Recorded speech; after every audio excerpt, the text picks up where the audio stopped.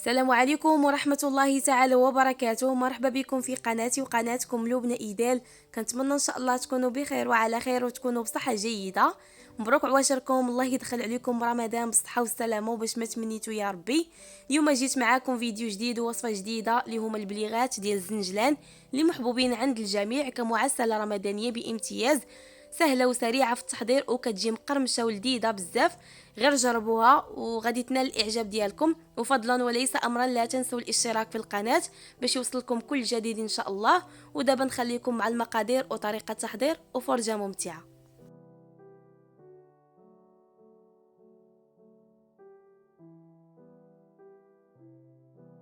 بسم الله، نبداو على بركه الله بالمكونات اللي كنحتاج. عندي 3 ديال الكيسان ديال الدقيق من النوعيه الممتازه، وكذلك كنحتاج نص كاس ديال الحليب يكون بارد، وكذلك كنحتاج نص كاس ديال المزهر كيف ما كتشوفوا، وكنحتاج كاس ونص ديال الزنجلان اللي يكون ما محمرش يعني ما مقليش صافي. وكنحتاج الخميره ديال الحلويات اللي الوزن ديالها 8 غرام. وعندي في هذه البواطه هذه النافع وحبه حلاوه مطحونين. وعندي 8 ديال المعالق ديال الزبده ديال العبار دايبه. وكنحتاج قبصه ديال الملح.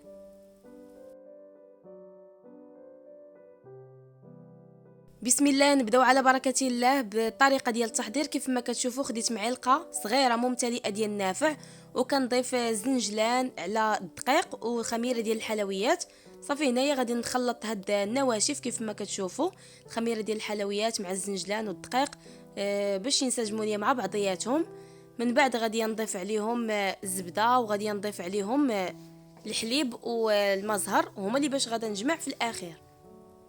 صافي كيف ما كتشوفوا ضروري كنحاول انني نبسبس هذيك الزبده مع دوك المكونات باش ينسجموا ليا مع بعضياتهم. من بعد غادي نضيف الحليب خاصو يكون بارد ما دافيش. وهنايا كنضيف المزهر، نص كاس ديال المزهر صافي هو اللي باش كنجمع، والحليب يعني راه ما كنزيد لا ما لا والو، غير هاد المكونات هادو هما اللي باش كنجمع هاد الخليط.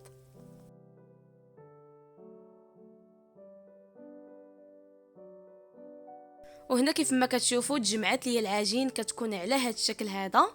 غادي نحاول انني نقطعها على شكل دوائر. هنا حاولت انني نقرب لكم باش تشوفوا كيفاش كتكون العجين، ما كتكونش قاصحه وما كتكونش جاريه، كتكون طريه. صافي هنايا غادي نقسم هاد العجين على 4 ديال الكرات. وهنايا راني قسمت هاد العجين على 4 ديال الكرات. بعد ما خليت العجين ارتاحت صافي غادي ناخذ الكره الاولى، غادي نرش سطح العمل بالدقيق، ومن بعد غادا نسرح هاد العجين بالمدلك كيف ما غادي تشوفوا معايا في الفيديو.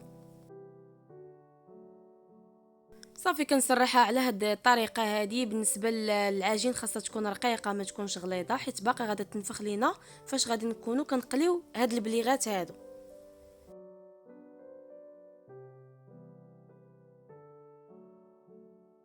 صافي هنايا كنوريكم غير السمك كيفاش خاصو يكون، خاص تكون العجين رقيقه. من بعد كناخذ جراره ديال الشباكيه، كنحاول هنايا نحيد بها هاد الزوائد اللي كيكونوا في الجناب باش نقطع هاد العجين على شكل مربعات.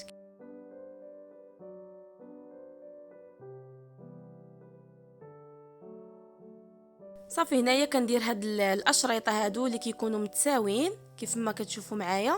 من بعد غادي نقطعهم بالعكس على شكل مربعات.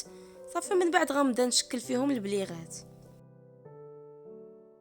وكنبغي نشكر الناس اللي دخلوا عندي القناه، شكرا لكم بزاف بزاف ومرحبا بكم والف مرحبا. واكيد ما ننساش الناس القدام حتى هما مرحبا بهم والف مرحبا. وشكرا بزاف على الثقه ديالكم في الوصفات ديالي، الله يجازيكم بخير. صافي هنايا بديت كنشكل هاد البليغات، راه ساهلين وما غاديش يشدوا لكم الوقت نهائيا.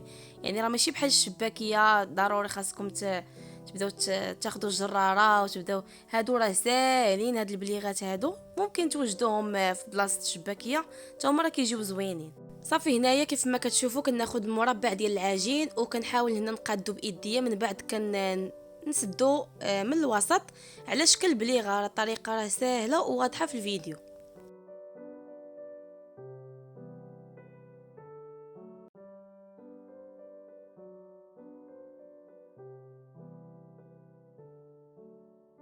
وهنا كنحاول انني نقرب لكم باش يبان لكم كيفاش كنشكل هاد البليغات هادو. راه طريقه سهله وما غاديش يشدوا لكم الوقت كيف ما قلت لكم.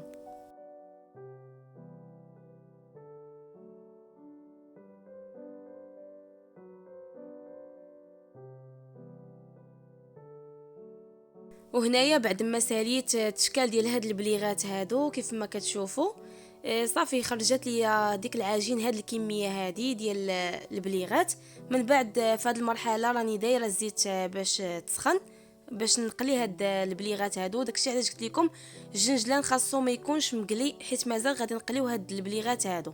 صافي هنايا وريتكم العسل اللي غادي نفند فيه هاد البليغات هادو. هنايا راه كيتقلاو.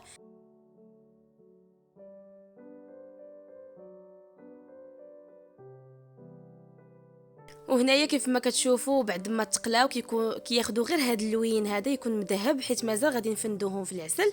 عاد غادي يجينا اللون هو هذاك. صافي هنايا راني كنفندهم في العسل كيف ما كتشوفوا. صافي من بعد نخليهم يتسقطروا في هاد الكسكاس اللي غادي تشوفوا معايا. وبالنسبه للتزيين بغيتو تزينوهم باللوز، زينوهم، بغيتو تخليهم غير هكا راه كيجيو مزيانين.